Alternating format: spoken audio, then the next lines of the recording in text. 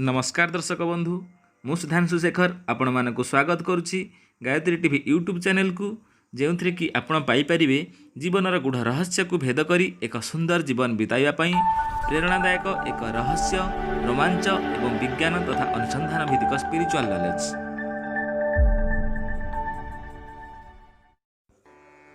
अधिकांश आध्यात्मिकवादी मनुष्य जन्मर वास्तविक लक्ष्य को भल भाव बुझी पारि थांती। फल से सांसारिक मायाजालू निजक मुकुलाइया निजर पारु पर्यंत जीवन सारा चेष्टा चलाई था। से मृत्यु पर आउ थे जन्म नापी केबे भी आग्रह प्रकाश करती ना। मात्र जीवर जन्म मृत्यु चक्रु उद्धार पाइबा कौन एते सहज? तेबे मनुष्य केतेबेले एवं किपरि जन्म मृत्यु चक्रु उद्धार पाई थाए से विषय आसतु किसी जानिबा।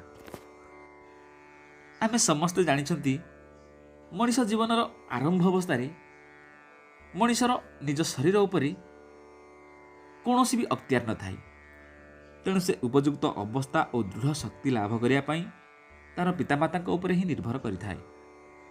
आरंभ अवस्था संपूर्ण भाव गढ़ा होई नथिबा एही शरीर गुड़िक अत्यंत नमनीय थाए। बाल्यकालरू उपयुक्त तालीम और अभ्यास द्वारा मनुष्यर स्थूल शरीर विभिन्न प्रकार दैहिक कौशल देखाई पारिबा संभव होता है।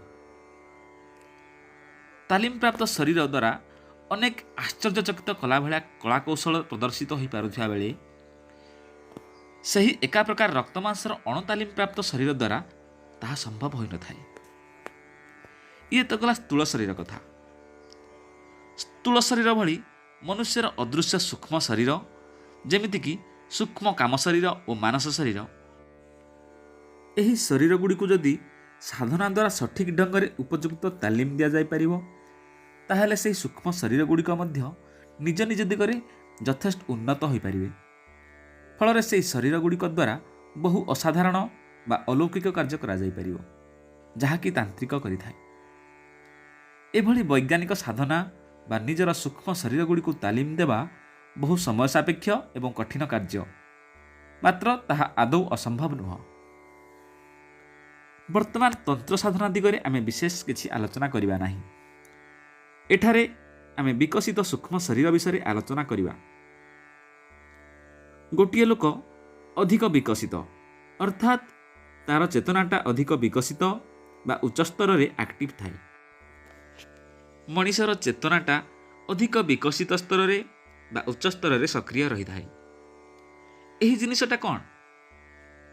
मनीष हजार हजार वर्ष पूर्वर जन्म लाभ करि आसुछि एवं भविष्यत रे मध्य हजार हजार वर्ष जाए जन्म लाभ करुथिबो।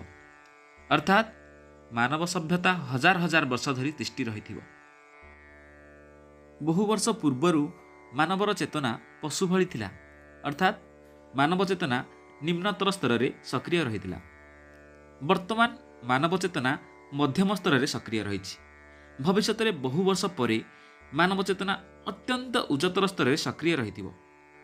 एइभली भावरे जदि पूर्व मानव सभ्यता एवं भविष्यतर मानव सभ्यतार एक स्टाटिस्टिक्स निया जाए ताहले मनुष्य को संपूर्ण विकसित होगा पाई 7 गोटी स्तर चेतना को कंप्लीट करिया को पड़िबो एवं प्रकृतिर मानविक क्रम विकास पर्याय द्वारा बहु वर्ष परे मानव चेतना सप्तम स्तर बा अत्यंत उच्चतर स्तर में निश्चय सक्रिय रहिथिबो। एई स्तरटा कौन? स्तर कहिले मनीषर जागतिक अवस्था, कामना बा उत्तेजनामय अवस्था एवं बौद्धिक स्तर एभली विभिन्न स्तर रही।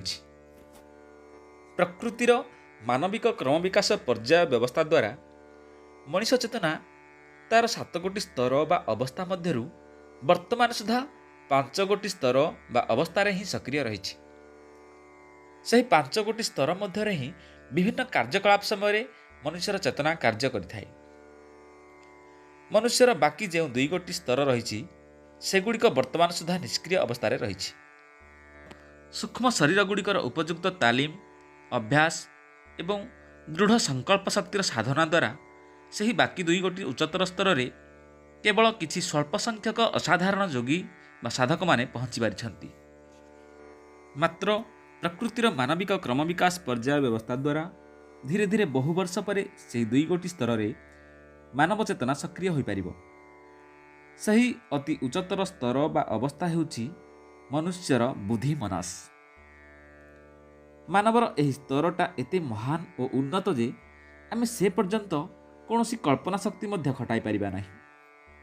ଏହି ବୁଦ୍ଧି ମନସ୍କୁ ସ୍ପିରିଚୁଆଲ ଇଗୋ କୁହାଯାଏ। ଏହି ସ୍ତର ହିଁ ମାନବିକ କ୍ରମ ବିକାଶର ଶେଷ ସୋପାନ। ଏହି ସ୍ତରରେ ହିଁ ମନୁଷ୍ୟ ପୂର୍ଣ୍ଣ ଜ୍ଞାନ ପ୍ରାପ୍ତ ହୋଇଥାଏ। ସେତେବେଳେ ମାନବ ଚେତନା ଅତ୍ୟନ୍ତ ଉନ୍ନତ ତଥା ଶୀର୍ଷତମ ସ୍ତରରେ ପହଞ୍ଚି ଯାଇଥାଏ ଏବଂ ମନୁଷ୍ୟ ଲୋଭ ମୋହ ଆସକ୍ତିର ବହୁ ଉର୍ଦ୍ଧ୍ୱରେ ରହିପାରେ। ଥରେ ଏହି ଅବସ୍ଥାରେ ପହଞ୍ଚିଗଲେ ମନୁଷ୍ୟ ତାର ଜନ୍ମ ମୃତ୍ୟୁର ଚକ୍ରରୁ ଉଦ୍ଧାର ପାଇଯାଏ ଏବଂ ସେ ଦେବପଦବାଚ୍ୟ ହୋଇଥାଏ।